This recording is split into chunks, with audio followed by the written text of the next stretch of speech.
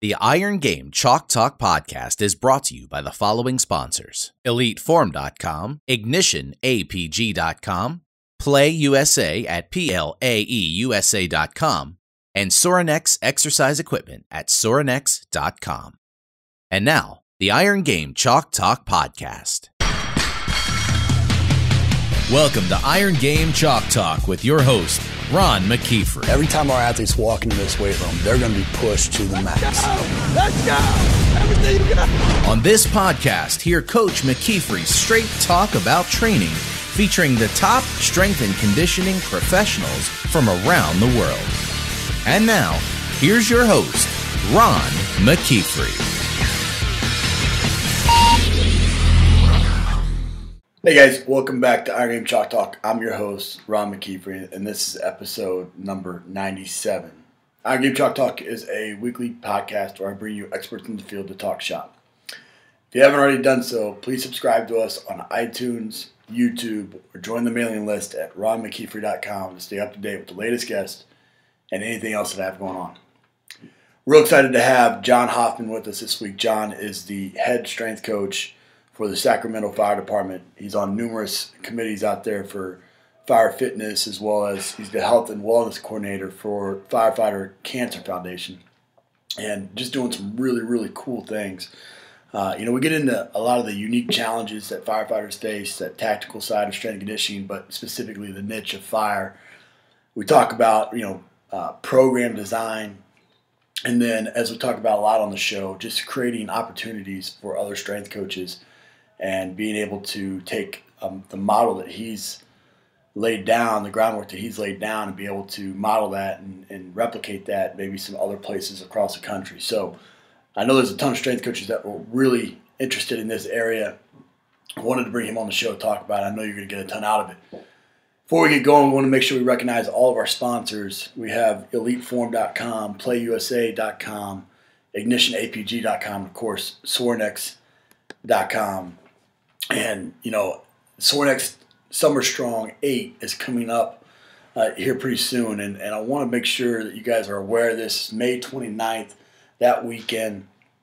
And they're starting to announce all of the speakers. And, if you haven't gone to a Sorinex Summer Strong, everybody that I've ever talked to simply raves about them. And unfortunately, I haven't been able to go because of various different recruiting events and camps and all these types of things. But every year I kick myself. And so this year I'm 80% sure that I'm going to be able to go. We have a team event that day. Still working through the logistics of that and trying to be able to get out of that and be able to go. But I am doing everything I possibly can to go to this event. The speakers are phenomenal. Hootie's Iron Game Chalk Talk alumni. Ken Wong is a former intern of mine doing some fantastic things up in Canada. Mike Schrock won numerous state titles in high school there. Obviously Bert and Dan, Chad Smith, fantastic. Been on the show as well. Brandon Lilly, Joe Kinn's been on the show. Jed Logan, I'm real excited to hear. What's cool about this event is that they bring in not just strength coaches, but they bring in people that have been freaking champions at what they do. And as we all know, that's ultimately what it's all about, is getting our athletes to buy in. Jeff Nichols has been on the show. Ingrid, I'm fired up to listen to. Joe Connolly is hosting the event, or, they're hosting it at Williams-Brice Stadium. And so fantastic venue as well. So I'd encourage you to go to summerstrongexpo.com, check out all the speakers, all the events. Really is just a whole weekend full of fantastic opportunities to take nuggets away and bring back to your program. And it's a who's who of speakers. It's a who's who of people that attend. And I know that you'll get a ton out of that. So make sure you check that out, summerstrongexpo.com. Lastly, if you enjoy the podcast, you love going to clinics like Summer Strong, you'll get a ton out of Strength On Demand. Strength On Demand is an online archive of strength and conditioning clinic presentations that myself, Rob Taylor, put together. And what we do is we just take presentations from various clinics from around the country and post them in kind of a depository here that you can access at any time with a Wi-Fi connection and be able to watch it on your time. And that's the biggest challenge, right, is being able to continually learn, but to do it in a way it's on your schedule. So check that out, Strength on Demand. I know you're going to get a ton out of this episode specifically. Sit back, take lots of notes, and we'll see you on the other side. All right, guys, welcome back. I have John Hofman with us. John is with the Sacramento Fire Department, and he's got a great story. So we wanted to have him on, talk shop a little bit. I appreciate you spending up. It's early out there, and you're at a conference, so I appreciate you getting up early to talk to us and sharing a little bit of information, man. I appreciate this, Ron. No problem. This is a great honor to be here. I love what you're doing, and I love all the other previous interviews that you have going on. It's really great stuff. I appreciate that, man. Well, hey, you got a great story, so let's jump into it. What tell us a little bit about your journey, kind of how you got into strength and conditioning, and then how you ended up out of the Sacramento Fire Department there. Yeah, so I was actually going to college at the University of Massachusetts, Boston, where I played football. Upon graduation, I decided that I wanted to take a new endeavor, and I decided to start training for sprint kayaking for the U.S. team, and I never actually kayaked before. I was about to ask you if that was just something off a whim or what. Yeah, basically a dare, and I'm a stubborn New Jersey boy, so I just decided I can do this, not knowing what I got myself into. Yeah, so it took me all over the world. I got to live at the Olympic Training Center, and while I was living at the training center, I had to try to figure out what I was going to do with the rest of my life, seeing that my degree was probably worthless by now after 4 to 5 years not working. Mm-hmm. And the doctors and the strength coaches really got involved, and they said, why don't you just go get your master's degree in sports conditioning? And I was like, oh, that's a great idea. And that's where I pursued that while I was training. I moved to Sacramento to prepare for the 2004 Olympics because Olympic trials were in Oakland at that time. And during that time, I missed by 2 spots. Didn't qualify, but I decided I'd make one more push for the 2008.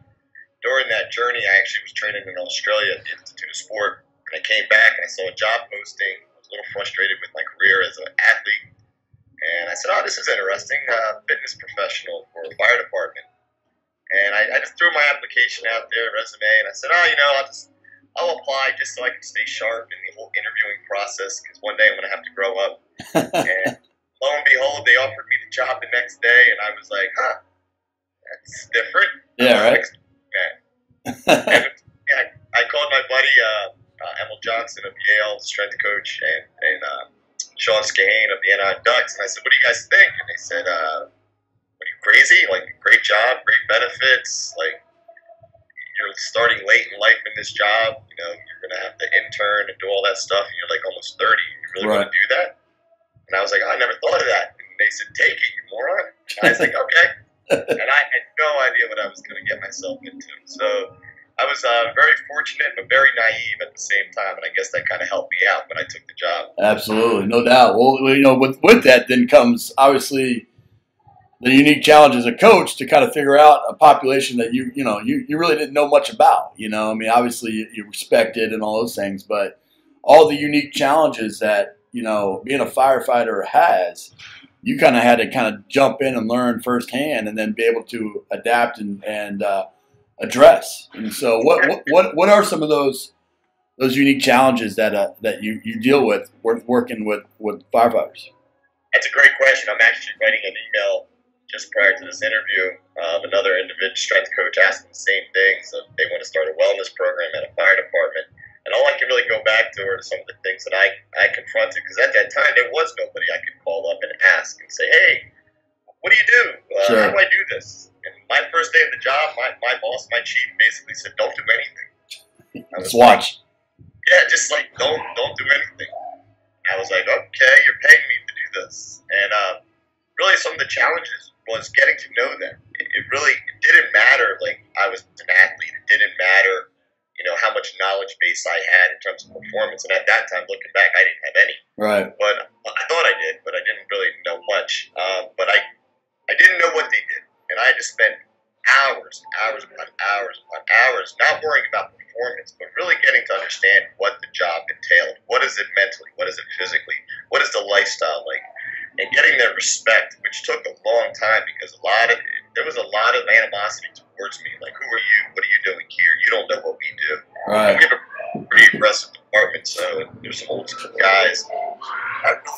Big decision for me of trying to, you better have some tough skin when you go again at first. I usually try to tell people. And you have to be patient, and you want to do so much and so well with these individuals, but you got to be really patient and know that, it'll come around, and you just got to take your time.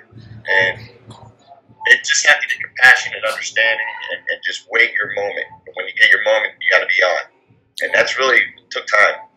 That's a great point. I had this conversation with a lot of my interns, from time to time, and when they're going for jobs, you never really fully feel like you're ready for the next job.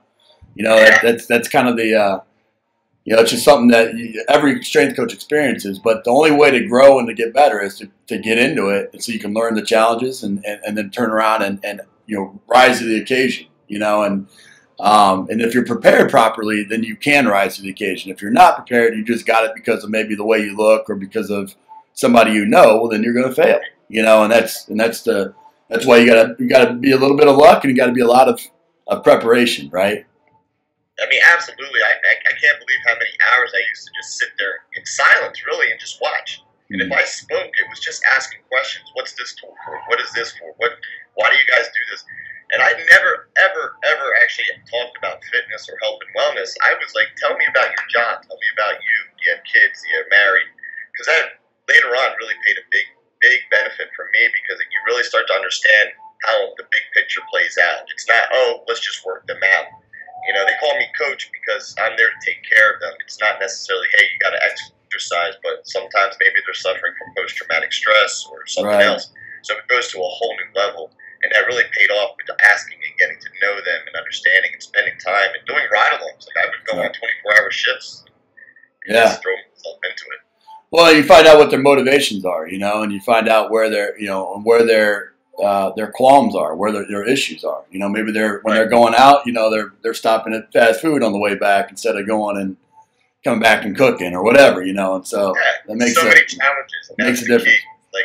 We want to make it realistic to their needs, and I'm not going to give you cookie cutter answers. Right. Let's try to figure out a better solution to this. Yeah. Well, some of the things would be, obviously there's a tremendous amount of stress with that job, and so that leads to a lot of challenges.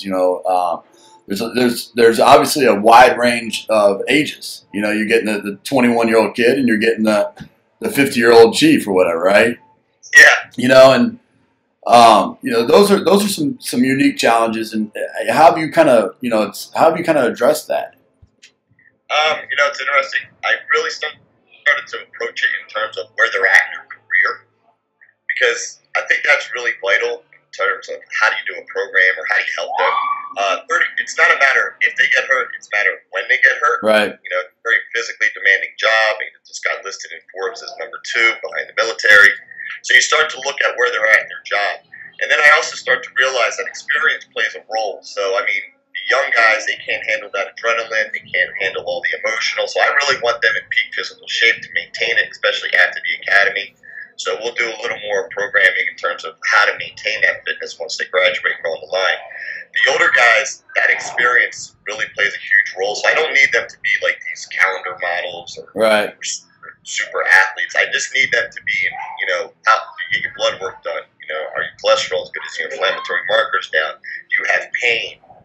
Let's answer some of these questions before we start going, hey, you need to work out 20 minutes a day. I'm like, what's your diet like? What's your blood work like? What's your glucose like? And then we start working from that area and work backwards, because then the fitness just falls right into place. Sure. Well, when you walked in there, and like you said, you met with some resistance, and I remember going into special operations, it was kind of the same thing. It's like you don't really understand it, you don't really get it. Obviously going around and with ride-alongs and going through some of the training and things like that, you start to understand. But now that you've done it, obviously you would echo that there's a huge need for this across the country, right? Oh, God. So what does a strength coach need to do to try to maybe, because tactical strength conditioning and working with, that community, police, fire, SWAT, military, that's obviously an untapped market to some degree, and so there's a lot of strength coaches out there without jobs right now. What are the things that they need to be doing to kind of break into those communities? Yeah, that's a great point. I mean, probably number one question is how do I do this? Mm-hmm. And it really, at the top end with the Chiefs, just like anything else, it comes down to dollars and cents. The money. Right. What's the bottom? We've done cost justifications in my job alone, where we've taken just strains and sprays and went from $1.2 million a year to $700,000. So right there in itself, you can just say the system pays for itself. Right. It's a program. So they want to hear that. Then they want to hear about the injuries and the reductions. And we've broken it down. At least I share all that statistics with everybody at TSAC conference. What causes the most injuries? What is it cost beneficial? But then the other side of it is getting to get the buy-in from the firefighters. So you have two different avenues. And if you were a young strength coach, you'd actually have to bridge all the gaps. You have to bridge the gap between the firefighters, the administrators, and the union. Right. And sometimes the district or the city. And you have to play that role of convincing these people. It's not going to be easy at first. You have to start convincing, and you have to talk their language. Yep. They don't care if you worked at the NFL. They really don't. They could care less. Maybe the chief will be impressed. But funny story is when I got hired, my boss at the time told me to send an email out about myself. I'm like, I don't know if I should do that. I don't like talking about myself, really. Right. No, do it. So I was like, okay, you're my boss. I'm writing an email. And he read it, and he says, oh, this is great. This is perfect. Introduce yourself. And I said, okay, send it out. I got more hate emails back, and I just shook my head like I knew that was a mistake. Because they didn't care. They didn't care I trained for the Olympics. They didn't care I played football. Right. They didn't care. And I was really like, oh, boy. And I try to tell the young ones now, don't go in, don't go start telling them what they need to do. Ask them, what do you need? How can I help you? Right. And sometimes as simple as show them what a foam roller is. Take away their pain. And if you get the numbers behind you, your job of selling it is going to be that much better and easier. Once you're in probably for life. Right. It does take time, but it is a new untapped market. Nobody knows how to do this, so that's why I try to tell them you have to be patient. You got to know your hourly costs. Are you going to base it off of your own hourly costs? Are you going to base it off of per firefighter? And what is your approach? How are you going to sell this? You got to talk their language. You got to show them the cost justification, and you got to set up a program where you're going to say, look, we'll do a nutrition lecture, we'll do an injury prevention lecture, we'll do fitness assessments, and go from there. Right. So when you don't know their language, and you're trying to get in, but it's something that's interesting to you. It's a unique population. It's you do want to provide a service. What would you say as far as the best way to kind of to learn that language, or even just break in at all?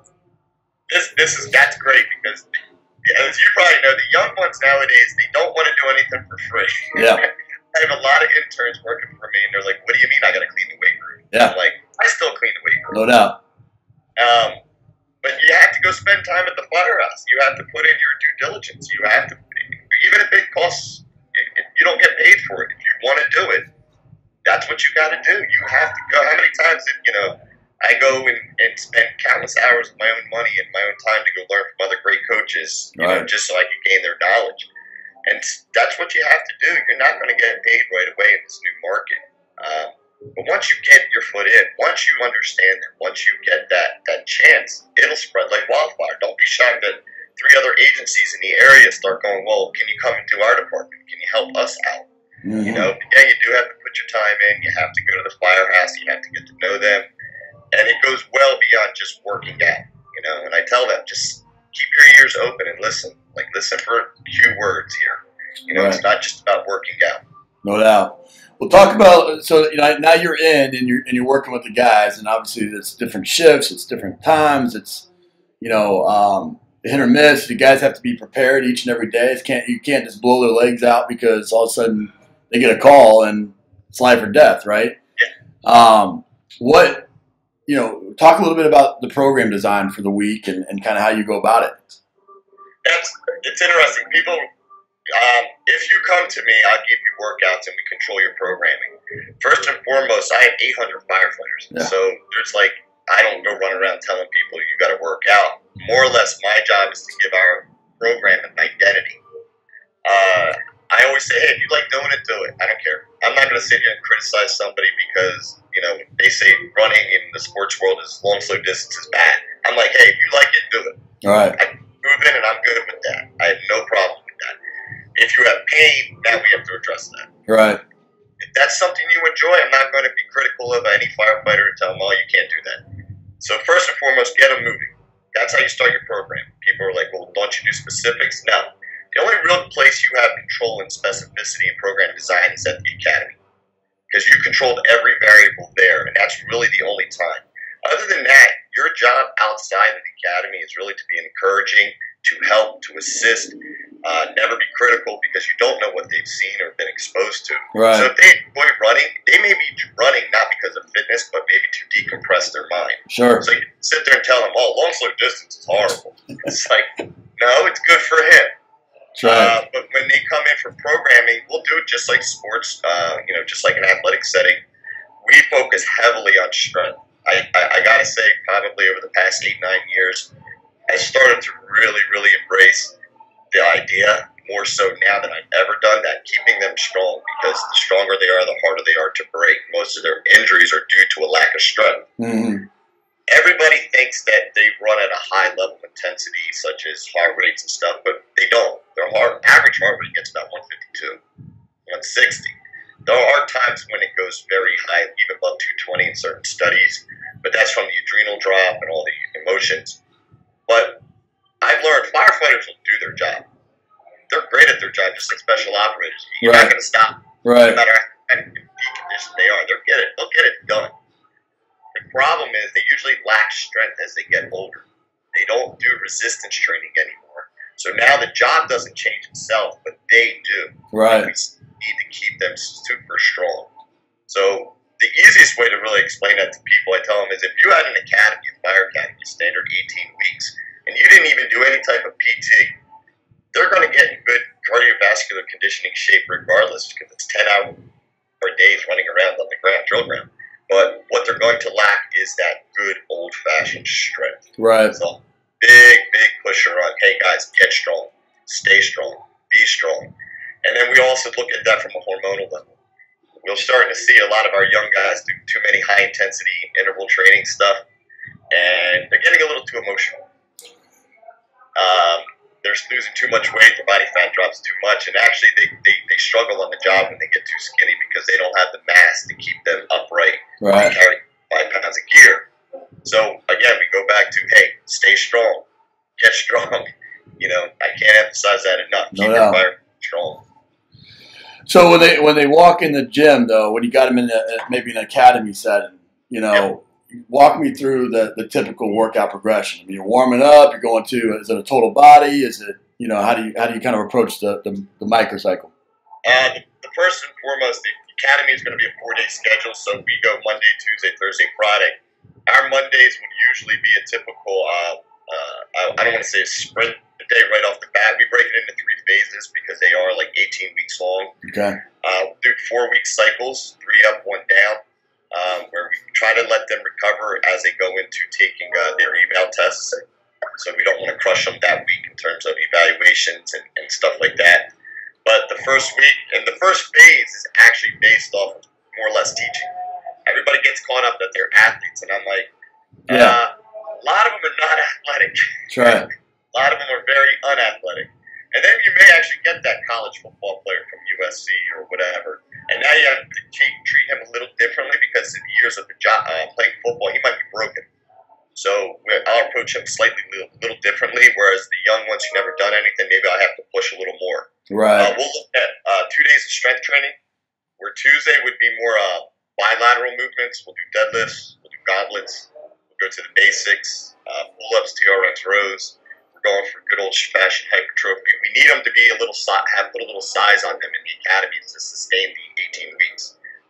The ones who get really skinny, they break very quickly. Yeah. Monday, we call Friday, Friday. So we could be anywhere from, we'll do 3 times 1,200 meters every 8 minutes. Mondays are usually like 6 times 400 meters every 3 minutes. You don't want to break up the group. So we may have a class of 50. So we have a track. If we base it off the time, it's great because you don't want to slow down the gazelle, but you don't want to hold the group back either.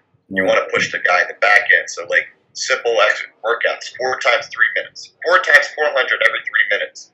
The guy in the front's going to run hard. Right. I don't have to worry about him. He gets a lot of rest. The one in the back, it may just turn into one long run. Yeah. At least he's still part of the pack because it's a circle. And you'll see that based off the science, the one in the back is going to make the greater gains faster. No doubt. By the time we get to phase 2, everybody's together, more or less. The baseline's pretty much even now. So it's a pretty easy way to do it. When we go into phase 2, we start to incorporate a little more high-intensity stuff. We may incorporate a little more circuit training, a little more challenging workouts. We'll start to incorporate complexes and other stuff. And we start to introduce kettlebells, Olympic lifting. Now we'll start to show them different training tools and devices. So when they go out to the firehouse, they understand how they do it. Because my goal is, I want them to go, I like that. Good, do it.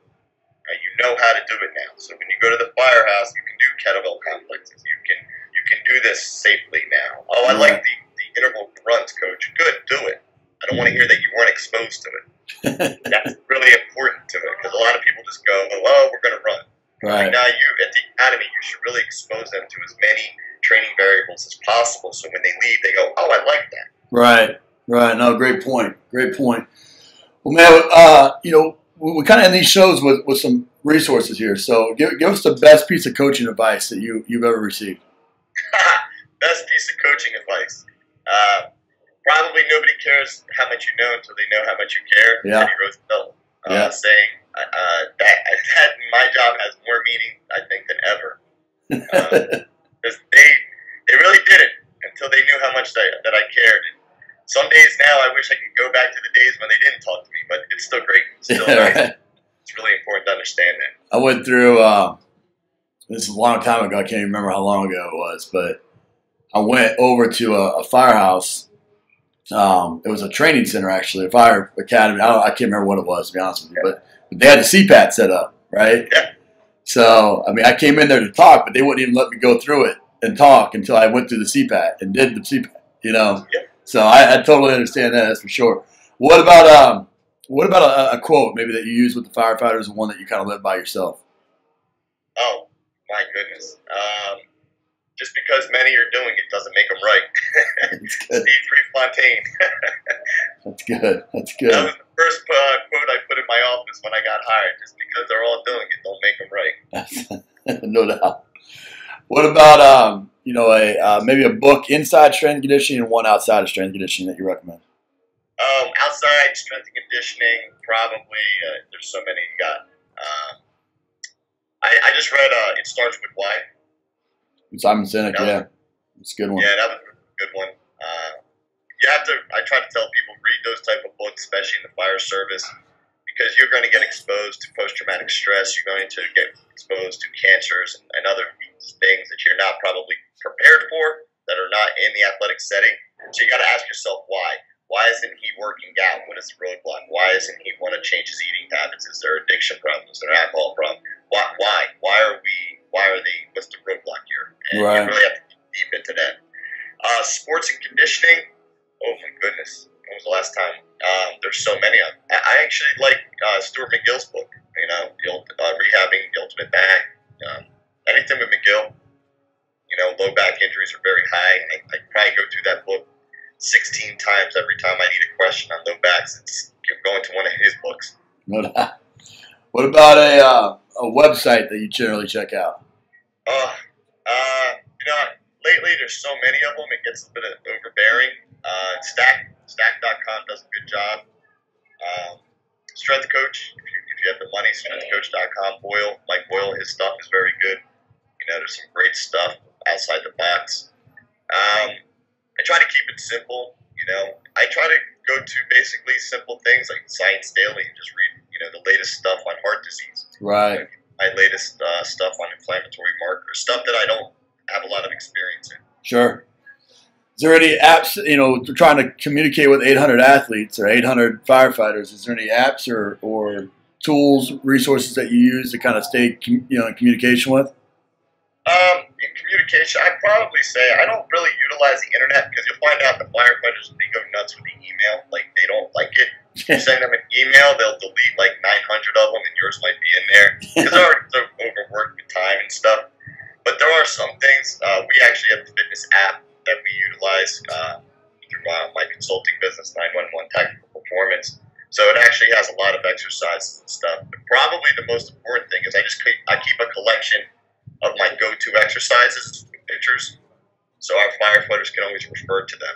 Okay. We built the model based off of progressions, so they don't just go on the internet. We'll just say, hey, if you're going to do a workout on your own and they like to do it, create it, you pick off this low push, this upper pull, bilateral, unilateral, and we try to break it as simple as possible.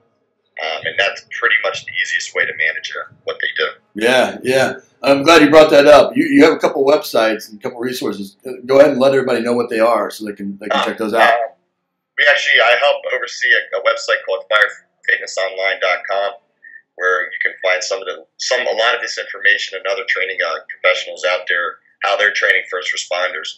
We're trying to give people the idea of how to actually work with firefighters. I know a lot of people want to call them athletes, they want to call them tactical, but I'm like, how many of you know 50-year-old athletes? Like, not really. So we try to share with them, practical knowledge of how to actually go about training a firefighter and first responder. And then my consulting business is 911 Tactical Performance, who my partner actually is Mark Rusin, up in South Dakota, formerly of the Browns, and we actually go around. We actually have a 5-day course that we go in and help establish fire departments and their wellness programs, and we'll take everything from, why a program is beneficial and show the cost justification to post-traumatic stress and how we incorporated wellness, fitness into it, even by monitoring grip strength, as well as, firefighter house nutrition, a little more specific to the first responders' needs. No, that's great, man. Well, we'll make sure to link those up and let everybody know as well. But, man, it's been fun, man. It's a unique population. I think it's like we talked about, I think it's an untapped market there for strength coaches to look at and to go. And it's something that's obviously needed for our communities, which is all the more important, all the more reason to look into it. But I appreciate you getting up early. I appreciate you spending some time with us and sharing. And thanks for coming on the show, man. I really appreciate it, Ron. This is great, man. Keep up the great stuff. Great. Thanks. That's it for this episode of Iron Game Chalk Talk. Thanks to this week's guest as well as our sponsors for bringing this episode to you for free. Make sure to check out ronmckeefery.com, where you can join our mailing list, find the show notes, including all the links and resources mentioned, and information about Coach McKeefery's other products. While you are there, please join Coach McKeefery in the comments section thanking our guest for sharing. If you haven't subscribed to Iron Game Chalk Talk on YouTube or iTunes yet, make sure to do so. Comments, ratings, and reviews are always welcome. Coach McKeefery can be found on Twitter at @RMcKeefery, on Facebook and YouTube at /Ron.McKeefery. That's it for this week. Be sure to check back next week for another great episode of Iron Game Chalk Talk.